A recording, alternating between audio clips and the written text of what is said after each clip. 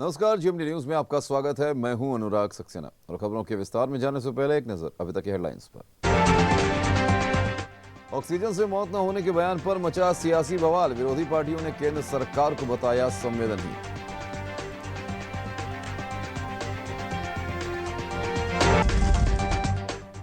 लखनऊ में स्वर्गीय लालजी टंडन की प्रतिमा का अनावरण। राजनाथ सिंह, योगी आदित्यनाथ, संयुक्ता भाटिया समेत कई दिग्गज रहे मौजूद।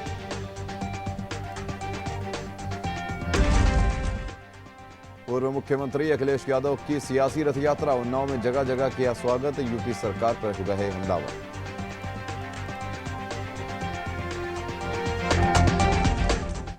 बीएसपी की यूपी के ब्राह्मणों को लुभाने की पैतरेबाजी। बिकरू कांड की खुशी दुबे का केस लड़ेंगे बीएसपी महासचिव सतीश मिश्र।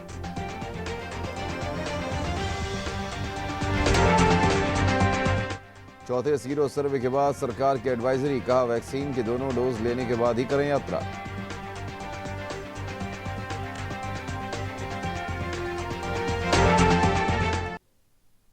और अब खबरें विस्तार से। उत्तर प्रदेश विधानसभा चुनाव 2022 की तैयारियों का आगाज हो चुका है। सत्तारूढ़ बीजेपी से लेकर प्रमुख विपक्षी दल समाजवादी पार्टी ने भी जनसंपर्क की अपनी रणनीति पर काम शुरू कर दिया है। इसी क्रम में सपा प्रमुख और पूर्व मुख्यमंत्री अखिलेश यादव उन्नाव दौरे पर पहुंचे। यहां अखिलेश यादव ने पूर्व मंत्री स्वर्गीय मनोहर लाल की मूर्ति का अनावरण किया। मनोहर लाल इंटर कॉलेज में आयोजित इस कार्यक्रम में प्रदेश अध्यक्ष नरेश उत्तम पटेल, एमएलसी सुनील साजन, राजेंद्र चौधरी समेत पूर्व सांसद और विधायक मौजूद रहे। उन्नाव सदर कोतवाली क्षेत्र के सरोसी क्षेत्र में आयोजित इस कार्यक्रम में अखिलेश यादव ने बीजेपी सरकार और सीएम योगी आदित्यनाथ पर जमकर हमले किए। अखिलेश यादव ने कहा कि बीजेपी ने 2022 तक का किसानों की आय दोगुनी करने का झूठा वादा किया। किसानों की आय आज घट गई है, बढ़ी नहीं है। उन्होंने कहा कि बीजेपी रही तो बेरोजगारी बढ़ेगी और नौकरी नहीं मिलेगी। यूपी में कारखाने लगाने का वादा किया। 4.5 साल में कितने कारखाने लगाए? नौजवानों से रोजगार छीनने का काम किया। अखिलेश यादव ने कहा कि सपा के सरकार में बनाए अस्पतालों में इलाज हुआ है, आज बीजेपी ने अस्पताल नहीं बनाए। उन्होंने कहा कि उन्नाव के लोगों ने बीजेपी से सावधान रहना चाहिए। आपके साथ धोखा हुआ है, अन्याय हुआ है। चुनाव के समय पता नहीं कौन से मुद्दे ले आए।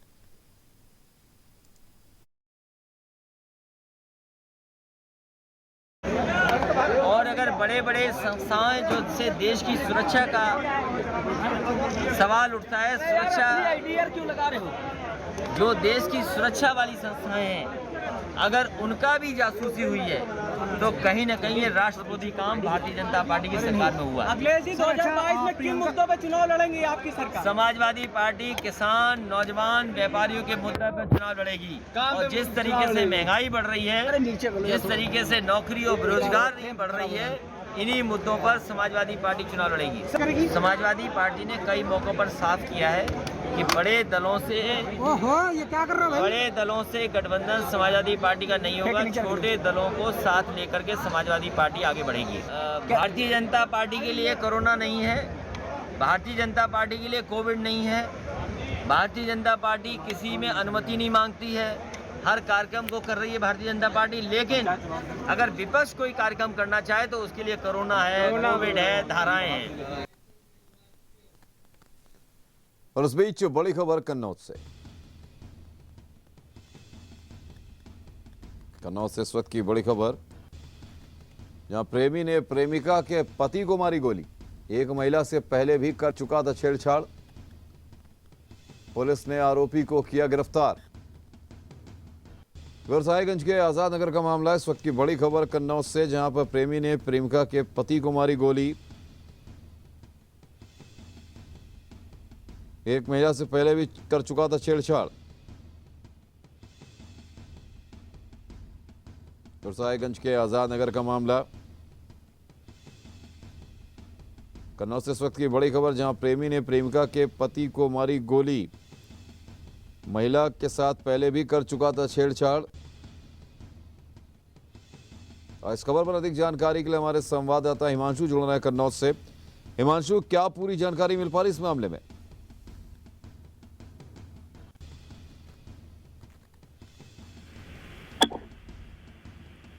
हिमांशु, क्या पूरी जानकारी मिल पा रही?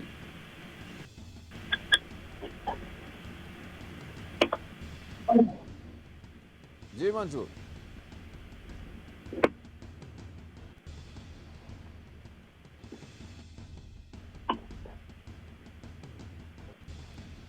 इस वक्त की ये बड़ी खबर कन्नौज से, जहां पर प्रेमी ने प्रेमिका के पति को मारी गोली। पहले भी महिला के साथ कर चुका था छेड़छाड़। सूचना पर पहुंची पुलिस ने आरोपी को किया गिरफ्तार। कन्नौज के गुरसहायगंज के आजाद नगर का ये पूरा मामला।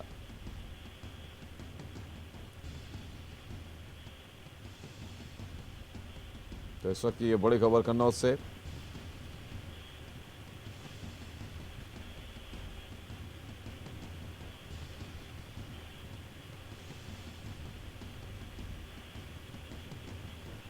इस वक्त की ये बड़ी खबर कन्नौज से, जहां पर प्रेमी ने प्रेमिका के पति को मारी गोली। महिला के साथ पहले भी कर चुका है छेड़छाड़। इस खबर पर अधिक जानकारी के लिए हमारे संवाददाता हिमांशु जुड़ गए हमारे साथ। हिमांशु, क्या पूरी जानकारी इस मामले में?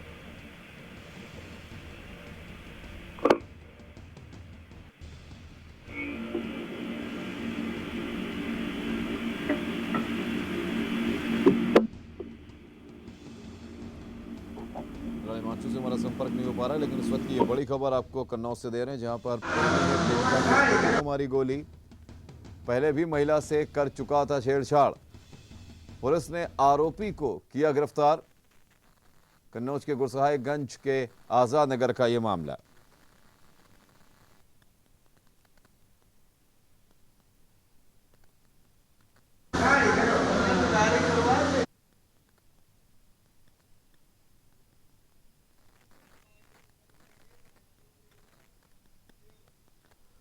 तो करते हैं अगली खबर का, जहां कानपुर में साल 1984 के दंगे में सिख समुदाय के मारे गए 127 लोगों को आज भी इंसाफ नहीं मिला है। इस संबंध में लगातार सिख समुदाय के लोग इंसाफ पाने के लिए आला अधिकारियों के चक्कर लगा रहे हैं। यही नहीं, शासन द्वारा 3 साल पहले एक SIT का गठन भी किया गया था। इसके अंतर्गत यह SIT इस पूरे मामले की जांच भी कर रही थी, लेकिन अब तो 3 साल बीत जाने के बाद भी अभी तक इस दंगे में शामिल अभियुक्तों को सजा नहीं मिली, जिसके चलते अखिल भारतीय दंगा पीड़ित राहत कमेटी के अध्यक्ष कुलदीप सिंह बांगल दिल्ली से चलकर कानपुर पहुंचे। कानपुर में SIT की जांच कर रहे लोगों से मुलाकात कर उन्होंने कहा कि इस पूरे मामले में 11 लोग दोषी पाए गए हैं, जो आज भी खुलेआम घूम रहे हैं। इनकी गिरफ्तारी नहीं की गई, जबकि अध्यक्ष का कहना है कि इस पूरे मामले पर सुप्रीम कोर्ट से लेकर RTI तक अपनी बात को पहुंचा चुके हैं। बावजूद इसके उन्हें न्याय नहीं मिल रहा, जिसके चलते ज्ञापन देकर अपनी बात प्रशासनिक अधिकारी तक पहुंचाने का काम। आज बलिंदु भूषण जी से हम मिलने आए, इनको कहा है कि जल्दी ये जो लोग हैं, जैसे दिल्ली की तर्ज पर SIT बनी थी, आज उनको हमने एक मांग पत्र दिया है। उसमें हमने कहा है कि अब बहुत दिन हो गए हैं, 3 साल होने के आगे हैं, आप मेहरबानी करके इसमें कोई लोगों के सामने ये बात आए कि इन्होंने 11 लोगों, जो ये कह रहे हैं कि 11 लोगों के हमें सबूत भी मिल गए हैं, गवाह भी भुगत गए हैं, सब उन्होंने गवाही भी जिन लोगों ने दी है वो भी गुप्त रखी हुई है। इन्होंने हमें पता, मगर इन्होंने गुप्त रखी हुई है। और हमने कहा कि जल्दी से जल्दी आप उन 11 लोगों को तो जेल की सलाखों में दो, उसके बाद जो हो रहा है उनको करो। और मैं इसीलिए दिल्ली। उत्तर प्रदेश खाद्य पदार्थ उद्योग व्यापार मंडल की मांग पर मिठाई, नमकीन व चिप्स आदि कन्फेक्शनरी के व्यापारियों के फूड लाइसेंस दिल्ली से बनने की बजाय कानपुर में बनने की मांग पूरी होने पर किदवई नगर में राहगीरों को 11 किलो लड्डू का वितरण किया गया और खुशी में व्यापारियों ने एक दूसरे को भी लड्डू खिलाए। प्रदेश अध्यक्ष ज्ञानेश मिश्र ने बताया कि सांसद सत्यदेव पचौरी को आवास पर जाकर उनके माध्यम से केंद्रीय स्वास्थ्य मंत्री को ज्ञापन दिया था और तत्कालीन केंद्रीय स्वास्थ्य मंत्री हर्षवर्धन को ईमेल से भी ज्ञापन भेजा था और लगातार केंद्रीय स्वास्थ्य मंत्रालय से फोन से भी संपर्क करके इस आदेश को वापस करने की मांग की जा रही थी, जिससे यह आदेश कल वापस हो गया। इसका हम अब स्वागत करते हैं।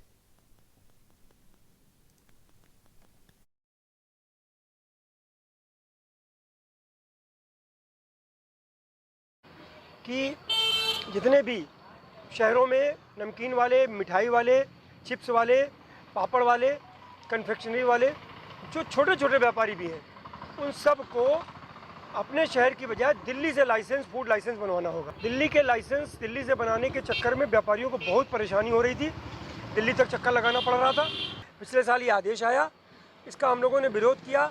कानपुर के सांसद आदरणीय सत्यदेव पचौरी जी को एक ज्ञापन दिया कि पूर्ववत उस आदेश से पहले जो पूर्व व्यवस्था थी उसी के अंतर्गत अब यहाँ पर ही कानपुर में, लखनऊ में, उत्तर प्रदेश के हर जिले में जहाँ जहाँ फूड लाइसेंस बनते हैं बड़े महानगरों में, पूर्व व्यवस्था के अंतर्गत वहीं फूड लाइसेंस बनेंगे और फीस भी कम कर दी गई है। इसलिए व्यापारियों को बहुत बड़ी राहत मिली। हम लोगों ने यहाँ लड्डू बांटे और खुशी जाहिर की और सरकार को, खास करके भारत सरकार के स्वास्थ्य मंत्री जो वर्तमान में हैं, उनका भी आभार। सूबे की सत्ता में वापसी को आतुर बसपा एक बार फिर ब्राह्मणों के सहारे चुनावी वैतरणी पार करने की जद्दोजहद में जुट गई। 23 जुलाई को अयोध्या में होने वाले ब्राह्मण सम्मेलन से पहले पार्टी नेता और पूर्व मंत्री नकुल दुबे ने ऐलान किया है कि बिकरू कांड में आरोपी बनाई गई खुशी दुबे की रिहाई की लड़ाई अब बसपा लड़ेगी। जानकारी के मुताबिक खुशी दुबे का केस हाईकोर्ट में बीएसपी महासचिव सतीश चंद्र मिश्र लड़ेंगे। हालांकि अभी खुशी दुबे का केस जो वकील लड़ रहे हैं वो शिवाकांत दीक्षित हैं। उन्होंने कहा कि अभी उनको इसके बारे में कोई जानकारी नहीं है, लेकिन अगर सतीश चंद्र मिश्रा इस केस को लड़ते हैं तो इसमें कोई दिक्कत नहीं है। खुशी कुख्यात विकास दुबे के भतीजे अमर की पत्नी है। बिकरू कांड के बाद पुलिस मुठभेड़ में दोनों ढेर कर दिए गए थे।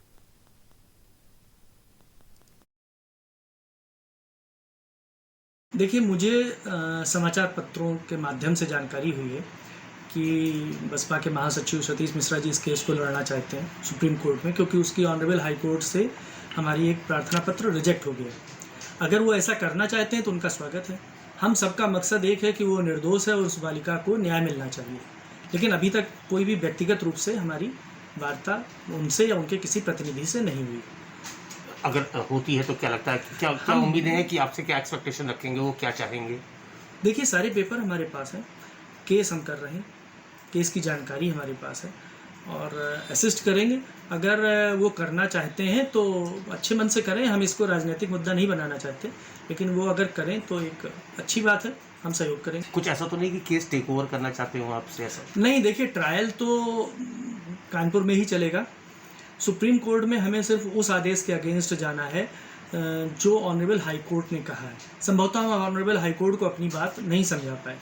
वस्तुतः मैं एक लाइन में अगर कहूँ कि शायद कुछ लोगों को छोड़कर सभी को पता है कि वो लड़की निर्दोष है। मशहूर शायर मुनव्वर रैना के विवादित बयान पर अखिल भारतीय अखाड़ा परिषद के अध्यक्ष महंत नरेंद्र गिरी ने उन्हें नसीहत दी है। क्या कुछ कहा महंत नरेंद्र गिरी ने, आइए आपको सुनाते हैं। मुनव्वर राणा जी शायर हैं और मशहूर शायर हैं। उनका सभी लोग सम्मान करते थे पहले, चाहे वह हिंदू हो, चाहे वह मुसलमान हो, किसी पंथ का हो, किसी संप्रदाय का हो, सब उनका सम्मान करते थे। लेकिन मुझे लगता है कि वो कट्टरवादियों के चक्कर में आ गए। जितने कट्टरवादी मुसलमानों के बहकाव में आ गए वो, और उनके बयान से मुझे ये भी लगता है कि उनकी मनःस्थिति ठीक नहीं है। अरे भाई, आप बंगाल जाओगे, रहोगे तो भारत में ही, तो उत्तर प्रदेश में रहने वाला हर मुसलमान सुरक्षित है। आप देखिए, जब से योगी सरकार आई है तब से कोई दंगा नहीं हुआ है। भाजपा सरकार आई, कोई दंगा नहीं हुआ। अन्य सरकारें आती, दंगा होता है, मुसलमान असुरक्षित होता है।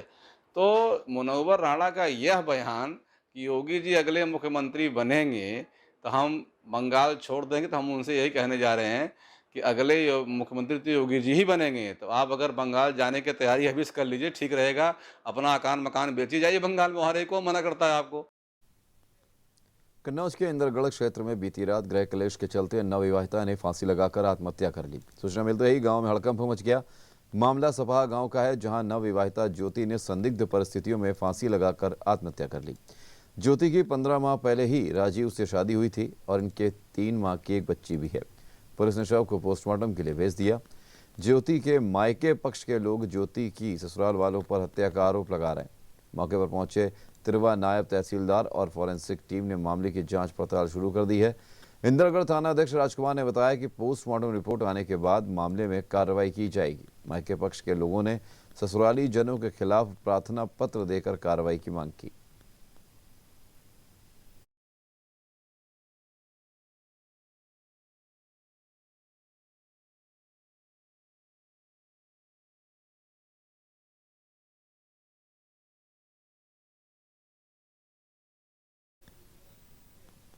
कानपुर शहर की सड़कों पर नियम का पालन नहीं करते हैं तो सावधान हो जाइए। चौराहों पर सिपाही या दरोगा नहीं भी होगा और आपने स्टॉप लाइन अगर जंप की तो तत्काल रजिस्टर्ड मोबाइल पर चालान चला जाएगा।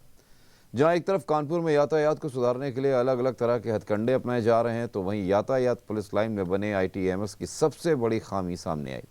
वाहनों की नंबर प्लेट में हिंदी में लिखे नंबरों को चौराहों पर लगे कैमरे रीड नहीं कर पाएंगे और चालान नहीं होगा, जिसकी वजह से लोग सिग्नल तोड़ते हैं और उस पर कार्रवाई नहीं होती, जबकि डिफेक्टिव नंबर प्लेट होने पर 5,000 का चालान का नियम है। ADCP निखिल पाठक ने बताया कि डिफेक्टिव नंबर प्लेट या नंबर प्लेट पर कुछ भी लिखवाना लीगल नहीं है, इस पर 5,000 का चालान होता है। उन्होंने शहरवासियों से लीगल नंबर प्लेट लगवाने की अपील की।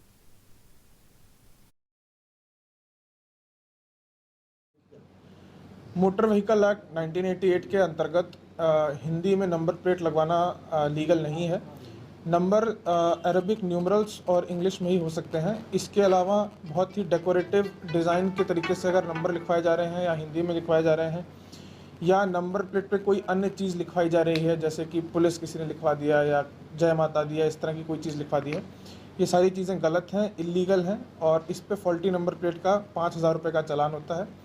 आप चैनलों के माध्यम से मैं ये बताना चाहूँगा शहर के वासियों को कि वो अपनी नंबर प्लेट के प्रति ध्यान दें और उसको जो लीगल तरीका है वैसे ही नंबर प्लेट लगवाएं। फिलहाल यहाँ रुकेंगे एक ब्रेक के लिए। ब्रेक के उस पार भी खबरें जारी हैं।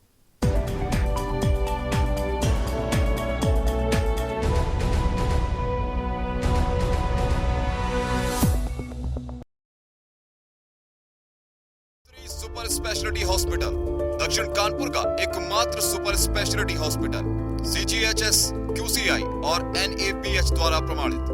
दक्षिण कानपुर में सभी तरह के विशेषज्ञों से सुसज्जित एकमात्र super speciality OPD, round the clock critical care expert द्वारा कवरेज एवं अत्याधुनिक मशीनों से लैस ICU।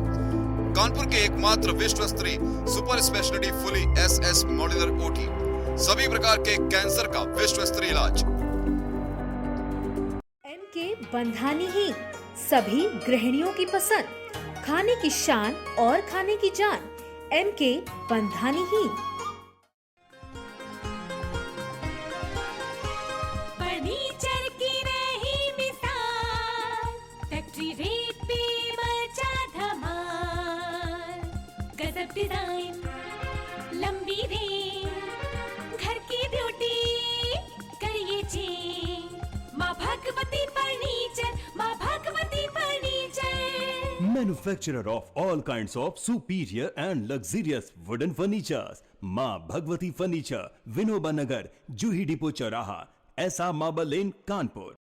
मैं अपनी फेवरेट हूँ, मेरे जैसा कोई दूसरा है चुलबुलापन जिसकी हर बात में भूल जाए, जिंदगी में रंग भर दे, चोरी चोरी चुपके दिल में उतरे, स्वाद से सबको दीवाना कर दे, दीवाना कर दे। मेरी जैसी मेरी अपनी पताका चाय, गजब का स्वाद। यूपी के दमदार लोगों के लिए टाटा टी प्रीमियम ने बनाई है दमदार चाय। एक प्याली दम वाली, एक प्याली यूपी वाली। श्रीलगन साड़ीज लाए हैं कोरोना महामारी के इस दौर में अपने बिल्कुल नए स्टॉक पर। महासेल के इस मौके पर अपने विशेष कस्टमर्स को अप टू 82% तक की धमाकेदार सेल। श्रीलगन साड़ीज दे रहा है एक से बढ़कर एक डिस्काउंट ऑफर। 10,000 रूपए तक की खरीदारी पर सोने का सिक्का तथा 5,000 रूपए की खरीदारी पर 1,299 रूपए की कीमत वाली डबल बेडशीट। ऑफर सीमित अवधि तक, इस अवसर का लाभ उठाएं।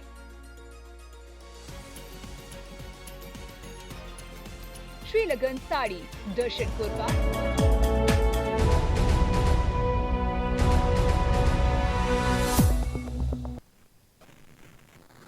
ब्रेक के बाद स्वागत है आपका। बढ़ते हैं अगली खबरों की ओर, जहां जालौन के उरई कोतवाली और SOG टीम को बड़ी सफलता मिली। पुलिस ने 2 शातिर लुटेरों को गिरफ्तार किया। पुलिस ने बीते दिनों कोच उरई रोड पर हुई लूट का खुलासा भी कर दिया है। पुलिस ने लूटी गई रकम को भी बरामद किया। पकड़े गए आरोपियों के खिलाफ कार्रवाई करते हुए उन्हें जेल भेज दिया गया। अपर पुलिस अधीक्षक राकेश कुमार सिंह ने बताया कि 16 जुलाई को उरई कोतवाली क्षेत्र के हिमलिया के रहने वाले कोमलदास अपने नाती के साथ मोटरसाइकिल से बैंक में 1 लाख रुपए जमा करने जा रहे थे। जब वो ग्राम गड़र के पास पहुंचे तभी बाइक सवार 2 बदमाशों ने तमंचे के बल पर कोमलदास से 1 लाख रुपए की लूट कर ली थी। इसका मुकदमा उरई कोतवाली में दर्ज कराया गया था, जिसके बाद एसओजी और उरई कोतवाली पुलिस को खुलासे के लिए लगाया गया था, जहां इस टीम ने लूट करने वाले 2 आरोपी शिवम उर्फ पुष्पेंद्र सिंह तथा धर्मेंद्र उर्फ परवाना निवासी गढ़ कपासी को झांसी कानपुर नेशनल हाईवे पर स्थित भुआ गांव के पास से उस वक्त गिरफ्तार किया जब ये लूट की योजना बना रहे थे। इनकी निशानदेही पर लूटे गए 1 लाख की नकदी भी बरामद की गई है। आरोपी के खिलाफ कार्रवाई करते हुए उन्हें जेल भेज दिया गया।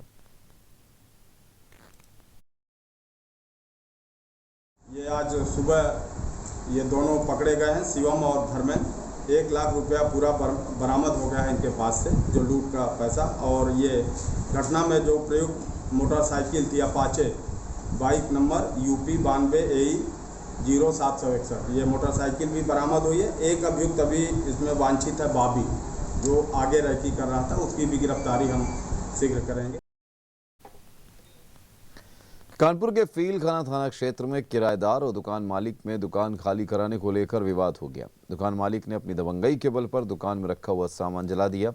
इस दौरान दुकानदार और दुकान मालिक में मारपीट हो गई। आपको बता दें कि आरोपी दबंग दुकान मालिक ओम वर्मा व पवन वर्मा ने राहुल जैन व तरुण जैन की दुकान में रखे सामान में मिट्टी का तेल डालकर आग लगा दी। जब पीड़ित ने इसका विरोध किया तो दबंगों ने उनकी जमकर पिटाई कर दी। वहीं पूरी घटना पड़ोस में लगे CCTV कैमरे में कैद हो गई। मौके पर पहुंची पुलिस ने दोनों घायलों को उपचार के लिए अस्पताल भेज दिया। फीलखाना पुलिस ने दोनों आरोपियों को गिरफ्तार कर लिया है।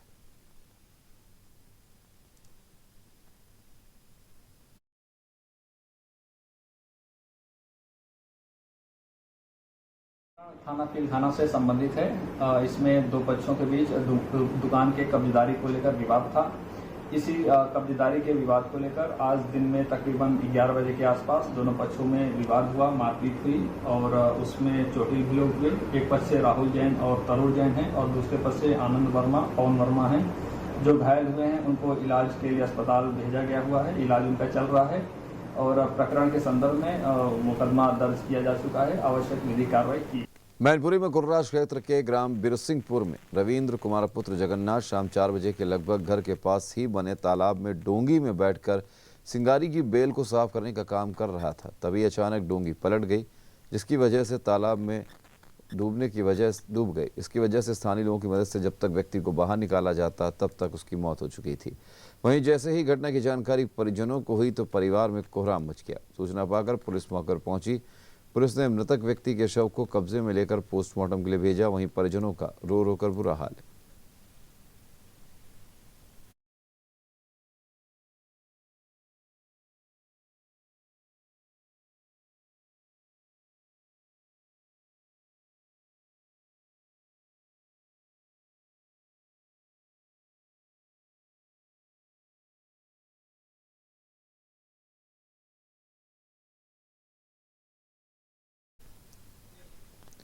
कानपुर के चकेरी में एक अजब गजब मामला सामने आया, जहां एक घर का एक हिस्सा अचानक इतना गर्म हो गया कि इसकी तपिश से कटोरी में रखा गया पानी देखते ही देखते गर्म हो गया।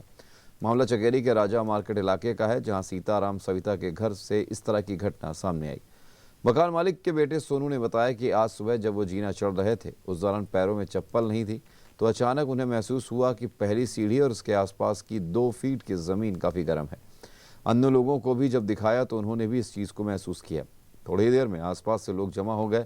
जिसने भी इस घटना को देखा वो हैरत में पड़ गया। आसपास की बाकी फर्श और जीने का बाकी हिस्सा सामान्य है। गृहस्वामी ने बताया कि मकान बने लगभग 30 साल हो गए, लेकिन पहले कभी ऐसा महसूस नहीं हुआ।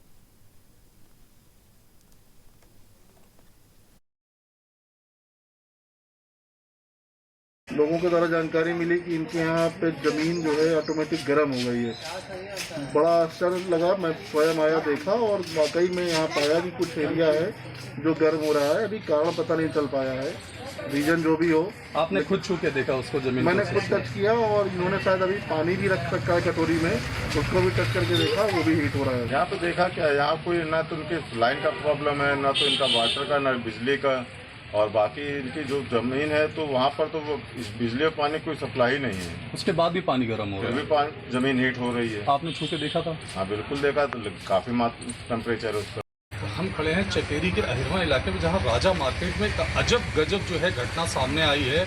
एक घर है जिसके अंदर से जो है अचानक जो है जो जीना है उनका जो घर के अंदर बना हुआ है कि वो स्टेज जो है वो लगातार हीट हो रही है, और हीट भी थोड़ा बहुत नहीं, इतना हीट हो रही है कि उसमें जो अगर हम पानी रखें अगर किसी बाउल में या कटोरी में, तो पानी देख सकते हैं इस तरीके से ये पानी की जो कटोरी रखी हुई है ये लगातार जो है ये गर्म होता जा रहा है पानी। इसको हमने छू के भी देखा तो ये पानी जो है ये काफी गर्म है, जो नॉर्मल टेम्परेचर है उससे काफी ज्यादा है। हमारे साथ जो है इस घर के जो है ऑनर है, इनसे ही बात करते हैं कि आखिर क्या है पूरी घटना। क्या नाम है आपका? मेरा नाम सोनू है। अरे सुबह से हो रही, जब मैं सुबह उठा तो मैं ऊपर जाना चाहा तो देखा तो नीचे हीट करने लगा। मैंने तुरंत पापा को बताया कि पापा जीना गर्म हो रहा है, बस। तो उसके बाद ये जो है ये तब से लगातार गर्म हो रहा है। ये इलाका देखा हमने, छू के भी देखा कि ये इलाका जो है काफी, ये पूरा जो हिस्सा है इसका नीचे वाला हिस्सा केवल 1 या 2 स्टेयर्स ही जो है वो काफी गर्म है, लेकिन बाकी जो ऊपर की स्टेयर्स है उसको हमने छू के देखा तो वो कहीं ना कहीं बिल्कुल नॉर्मल है, वो ठंडी है, लेकिन ये जो 2 नीचे की स्टेयर्स है और उसके जो नीचे का हिस्सा है ये काफी गर्म है। Suraj Singh Tomar, JMD news. इस बीच बड़ी खबर कानपुर से। कानपुर से इस वक्त की बड़ी खबर, तेज रफ्तार डंपर ने वैन में मारी टक्कर, हादसे में कई लोग हुए घायल। सभी घायलों को कानपुर जिला अस्पताल किया गया रेफर। एक की अस्पताल लाते समय हुई मौत। घाटमपुर कोतवाली क्षेत्र के पतारा कस्बे के पास हुआ हादसा। कानपुर से इस वक्त की बड़ी खबर, जहां एक तेज रफ्तार डंपर ने वैन में मारी टक्कर, भीषण हादसे में कई लोग हुए घायल। सभी घायलों को कानपुर के जिला अस्पताल किया गया रेफर। एक की अस्पताल लाते वक्त हुई मौत। घाटमपुर कोतवाली क्षेत्र के पतारा कस्बे के पास हुआ हादसा। कानपुर से इस वक्त की बड़ी खबर, जहां तेज रफ्तार डंपर ने वैन में मारी टक्कर, भीषण हादसे में कई लोग हुए घायल। सभी घायलों को कानपुर जिला अस्पताल किया गया रेफर। एक के अस्पताल लाते वक्त हुई रास्ते में मौत। घाटमपुर कोतवाली क्षेत्र के पतारा कस्बे के पास हुआ यह हादसा।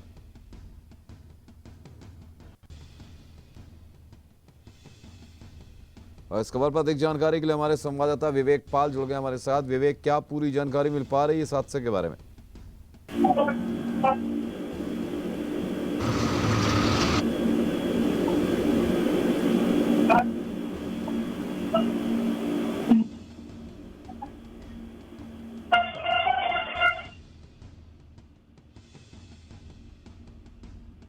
विवेक, क्या पूरी जानकारी इस हादसे के बारे में?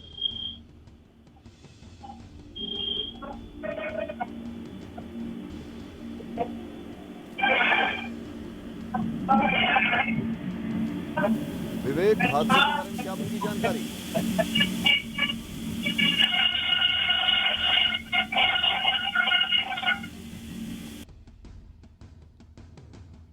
फिलहाल विवेक से हमारा संपर्क नहीं हो पा रहा है। इस वक्त की बड़ी खबर आपको बता दें कानपुर से, जहां पर एक तेज रफ्तार डंपर ने वैन में मारी टक्कर,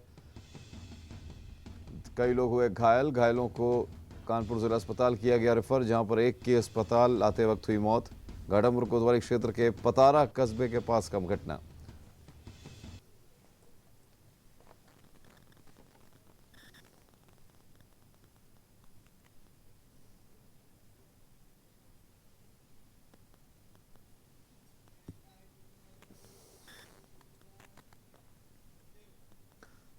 रुक करते हैं अगली खबर का, जहां कन्नौज जनपद में कोरोना की तीसरी लहर को देखते हुए बकरीद का त्यौहार सरकार द्वारा जारी की गई कोविड गाइडलाइंस का पालन करते हुए मुस्लिम समाज के लोगों ने बड़े ही सादगी के साथ मनाया। ईदगाह में इकट्ठा न होकर अपने अपने घरों में नमाज अदा की। बकरीद की नमाज के बाद मुस्लिम समाज के लोगों ने एक दूसरे को मुबारकबाद दी। त्यौहार को देखते हुए जिला प्रशासन द्वारा सुरक्षा व्यवस्था के कड़े इंतजाम भी किए गए।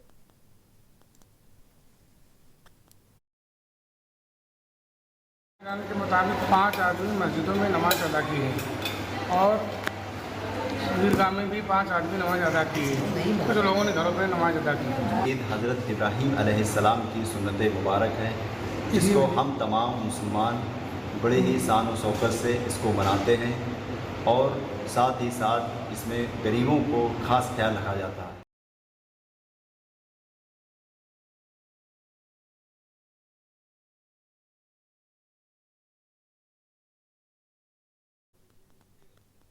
कोरोना महामारी की जद में अब 30 त्यौहार आ चुके हैं। कोरोना वायरस के कारण इस साल ईद उल अजहा यानी बकरीद का त्यौहार फीका रहा। लोगों ने सादगी के साथ बकरीद मनाई। मुस्लिम समाज के लोगों ने कोरोना गाइडलाइन का पालन करते हुए नमाज अदा की।